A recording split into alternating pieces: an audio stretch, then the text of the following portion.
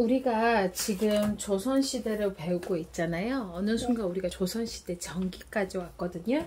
지금 가은이 같은 경우에는 비주얼 싱킹도 우리가 건드려봤고, 일일 일독해도 건드려봤고, 그 다음에 마인드맵도 이렇게 예전에 한 7살 때 한 내용들이 있네요. 그렇죠? 신기하죠? 근데 벌써 지금 10살이 됐어요. 그렇죠? 지금 이렇게 보니까 전기까지 내용이 4장을 거쳐서 가은이가 했었네요. 그래서 지금 우리가 언니 오빠들과 함께 하지만 초고필 한국사를 하고 있어요. 이거 관련된 내용으로 핵심 포인트로 한번 내용을 잡아볼까 해요.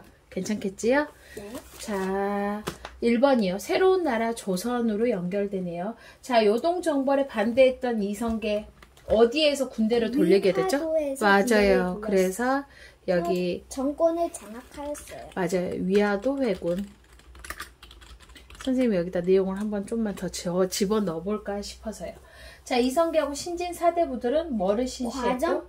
과정법을 실시해서 신진 사대부들에게 토지를 재분배했고, 그리고 고조선을 계승한다는 의미로 나라 이름을 뭐로 지었지요? 조선이라고. 네, 그러면 태조 이성계에 대한 내용이 연결되겠네요. 2번.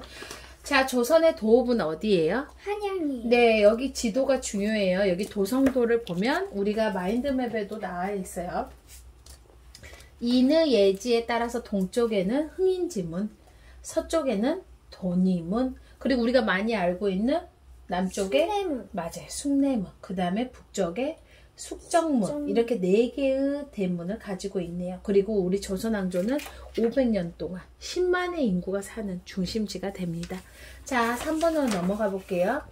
조선의 국가 기틀을 확립하는 단계예요. 여기에서는 자, 우리가 태종 이방원이 뭐 정치를 잘 못했다고도 하지만 왕자의 난이라고 제가 지금도 방금 적었지만 자기를 몰아내고 정종을 다시 왕으로 올렸다가 자기가 다시 왕기를 잡죠. 근데 그 태조 이방원은 일을 그래도 하기는 했어요. 뭐를 했냐? 자, 호피법을 실시했대요. 사병을 없애고 군사력 장악시키고 왕권을 강화시키려고 했다. 인구를 파악하기 위해서 16살 이상의 모든 남자들한테 발급한 거. 이게 그림에 나온 게 호패예요. 이게 신분증 같은 거예요. 그리고 태정, 태세, 문단세 우리가 이렇게 연결해서 가잖아요. 네. 자, 일울성자 나옵니다. 일울성에는 자, 성종은 뭐를 완성을 시키면서 유교의 정치 이념의 통치 체제를 마련했나요? 경구, 대전. 네, 이렇게 연결하면 되겠네요. 자, 4번으로 또 넘어가 볼게요. 조선의 통치 체제 정비가 나오네요. 자, 1번 핵심 포인트로 볼게요. 어디에서는 의정부. 맞아요. 의정부에서는 삼정승이 합의를 통해서 나랏일을 처리했고, 자, 조선시대 최고의 교육기관 한양에 있는 맞아, 성균관. 우리 지금도 성균관 대학교에 있지요. 네. 조선시대에는 능력을 중시해서 주로 뭐를 통해서? 과거를 통해 관리를 네, 이제는 과거를 본다라는 게 중요하겠네요. 이것도 넘어갈게요. 조선 전기의 대외관계. 대외관계라는 거는 다른 나라들과 어떤 정책을 펼쳤느냐라는 내용인데요. 조선은 명하고는 4대 외교 정책이었대요. 네. 건국 초기에는 4대 교린의 원칙에 따라 주변국과 교류했고, 세종 때 압록강과 두만강 지역에 연진족을 몰아내고 뭐를 개척했다? 맞아요. 사군 육진. 이종무로 하여금 왜구의 근거지 스시마 섬을 정벌, 토벌하게 된다라는 내용도 나오네요. 일본하고는 교린 정책. 자, 드디어 우리가 많이 봤던 세종이 나오네요. 네, 세종. 훈민정음 반포가 나오네요. 세종은 모든 말을 소리로 쓸 수 있고 누구나 쉽게 배울 수 있는 훈민정음을 반포했다. 자, 조선은 2번이요. 새 왕이 즉위하면 이전의 왕의 통치 기록을 그때서야 정리를 한대요. 맞아요. 조선왕조실록. 이게 중요한 내용이지요. 조선왕조실록. 이거는 두고두고 봐도 괜찮은 마인드맵까지 연결되어 있어서 한국사를 한다고 하면 이 책은 가지고 있어야 되는 책. 자, 조선은 국가 행사에 필요한 5가지 의례인 국조, 오례, 의 나오네요. 자, 조선의 과학기술이에요. 그것도 연결해서 여기 장영시라고 연결해서 과학기술이 발명됐다. 자경루, 추구기, 앙부일구, 혼천이. 근데 우리가 어디서 가서 봤어요? 홍대원 과학관 갔지요? 네. 네, 충남에는 천안에는 홍대원 과학관이 있어서 너무 좋아요. 여기 사진에도 똑같이 나와 있어요. 그렇지요? 네. 그리고 고려하고는 다르게 양반들이 선비다운 기품을 갖고 있기 때문에 조금은 검소한 생활. 그렇지요. 분청사기하고 백자가 유행했다라는 내용으로 연결합니다. 자, 개념 정리 넘어가고. 자, 사림의 등장과 성장에 대한 내용이 나옵니다. 성종은요, 사림을 등용합니다. 그리고 훈구를 견제합니다. 사림은 주로 3사를 배치해서 훈구의 권력 독점을 비리를 비판하죠. 그리고 조광조는 현약과 실시, 소격서, 폐지, 위훈, 삭제를 주장합니다. 여기도 한번 넘어가 볼게요. 자, 분당의 출현이에요. 이것도 조금 어려운 거 선생님이 이어서 갈게요. 이조 정량의 임명 문제를 둘러싸고 갈등이 시작되면서 분당, 당이 나눠진다. 근데 어떻게? 김효원을 따르는 동인과 심의겸을 따르는 서인으로 분당이 형성된다. 이 말이에요. 그 다음에 이항의 학문을 계승한 사람들은 동인, 이의 학문을 계승한 사람들은 서인으로 연결합니다. 자, 동인은 타인에 대한 입장의 차이에 따라 남인과 북인으로도 연결돼요. 이게 언니 오빠들과 그때 분당의 출현에 대한 내용으로 연결했어요. 자, 그 다음 내용은 우리가 많이 들어봤던 거네요. 향약 나오네요. 향약. 네. 자, 가은아 여기 있는 내용으로 한번 봐볼게요. 덕업 상권 무슨 말일까요? 좋은 일을 서로 권한다. 과실상규, 잘못을 저지르면 꾸짖는다. 예속상교, 예의 바른 풍속으로 서로 교제한다. 환난상휼. 어려운 일은 서로 돕는다. 네, 맞아요. 이렇게 향약을 잡아놨대요. 그 덕목으로 이루어진다고 하네요. 자, 여기도 넘어가 볼게요. 성리학의 발전과 유교 윤리의 보급이네요. 우리 근데 삼강오륜 들어봤어요. 네. 삼강이랑 하면은 뭐예요? 삼강. 임금과 신하 사이의 도리, 부모와 자식 사이의 도리, 네. 남편과 아내 사이의 도리. 네, 그러면 오륜은 임금과 신하 사이의 의리, 그리고 부자 사이의 친함, 그리고 부부 사이의 구별, 나이에 대한 서열, 그리고 친구 사이의 믿음으로 연결되네요. 그리고 밑에 보면 우리가 지금도 쓰고 있는 관, 혼, 상, 제 연결해서 보이지요? 네. 관례, 혼례, 상례, 제례. 우리 지금도 하고 있네요. 그지요? 자, 임진왜란의 발발이 나옵니다. 자, 핵심 포인트로 내용을 연결해서 같이 가볼게요. 조선은 전쟁에 대한 대비가 충분하지 못한 상태였대요. 왜냐면 지금 우리가 평안했었거든요. 그래서 그때 1592년 159 있을 때가 아니다. 1592 1592 뭐가 발발하게 되죠? 임진왜란이. 네, 맞아요. 근데 우리가 수군을 이끄는 사람, 자, 바다를 지키는 건 이순신. 그럼 육지를 지키는 건요? 김시민. 맞아요. 자, 김시민 동상도 우리 여기 천안에 있죠? 대단합니다.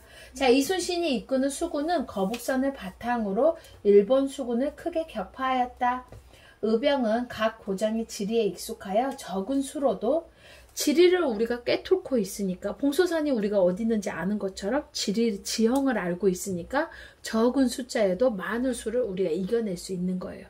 그러니까 머리가 좋았다는 거죠. 자, 이것도 연결해서 가봅니다. 13번으로 넘어갈게요. 오늘 수업한 거예요. 이게 내용이. 그렇지요? 네. 정유재란과 전쟁의 결과.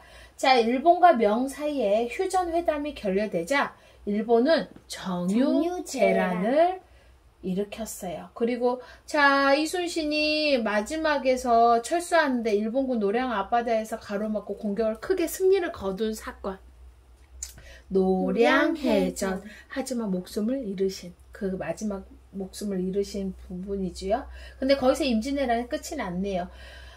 전쟁이 봐봐요. 1592년 임진년에서 1598년 노량까지 해서 7년의 전쟁이에요. 그럼 얼마나 많은 일이 있었겠어요?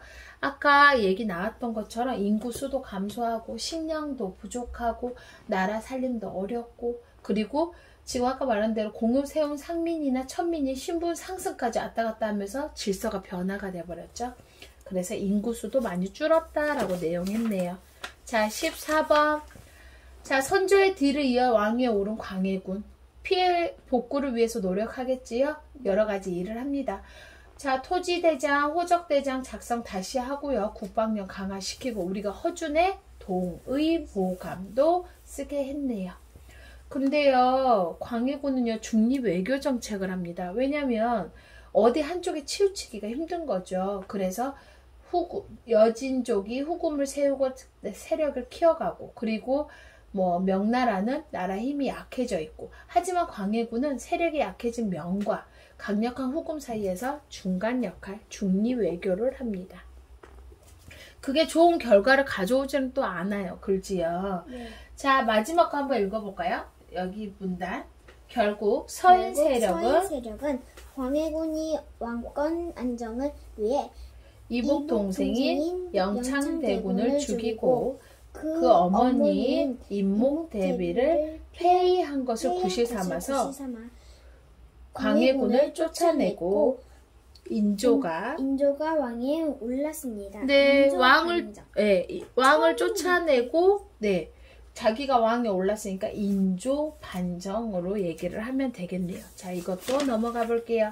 자, 정묘호란과 병자호란이에요.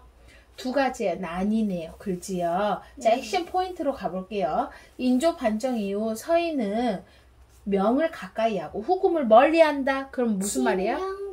배금. 맞아요. 친명 배금 정책을 썼대요. 정묘호란을 일으킨 후금은 조선과 어떤 관계로 원했어요? 형제 관계. 맞아요. 그리고 나서 청은 조선의 군신 관계를 또 나중에 요구하지요. 근데 그거를 우리가 거부합니다. 그랬더니 언제? 맞아요. 1636년에 병자호란을 일으키지요. 청군은 6일 만에 한양까지 쳐들어왔죠. 청군의 길에 가로막혀서 강화도로 피신하려고 했는데 인조는 하지 못하고 남한산성에 머뭅니다. 근데 남한산성에서 끝까지 청에 맞서 싸우려고 했는데 내가 아까 말한 대로 전쟁에는 식량이 부족해요. 네, 그래서 위기에 처하자 신하들이 다 백성들을 만류하고 반대했음에도 불구하고 항복하기로 합니다. 그러면서 인조는 성 밖에 삼전도라는 곳에서 신하의 옷을 입고 이제 백성의 옷을 입고 청의 황제한테 절을 하는데 3번의 절을 하고 머리를 9번 머리를 쪼아리는 굴욕적인 항복을 한다. 병자호란의 결과로 조선은 청과 군신관계를 맺게 됩니다. 바로 옆에 있는 삼전도비 보이지요? 네. 좀 마음이 슬프지요? 이거 보고 있으면? 자, 삼전도라는 것은 몽촌토성이 있는 쪽이에요. 서울로 생각하시면 돼요. 자, 16번 가은이가 했던 거네요. 그죠? 양난 두 개의 전쟁 이후에 조선은 어떤 변화가 있었나? 이것도 핵심 포인트로 가볼게요. 병자호란 이후 조선은 청을 정벌해야겠다는 북벌운동. 맞아요. 북벌운동. 조선의 지식인들 사이에서 청의 문물을 받아들이자 하는 북학론. 그렇지요. 임진왜란 이후에 조선은 일본과 국교를 재개하고 에도 막부의 요청에 따라서 통신사. 네, 통신사라 함은 아까 말한 대로 우리의 조선의 문물을 일본에 전달하는 그게 통신사예요. 자, 일본은 통신사라 했고 청나라는 연행사. 우리 이렇게 했지요. 자, 임진왜란까지가 조선의 정기입니다. 그래서 우리가 여기 내용을 조선의 정기로 연결해서 아까 말한 거고요. 태정, 태세, 문단세, 예성, 연중, 인명선 여기까지가 인명선, 선조까지가 조선의 정기로 되겠네요. 임진왜란 전후로는 임진왜란을 기점으로 앞은 조선 정기, 그리고 그 후 광해군부터 인조 이렇게 나오는 것을 조선 후기로 보면 돼요. 여기까지 하면 되겠네요. 간이 잘했어요.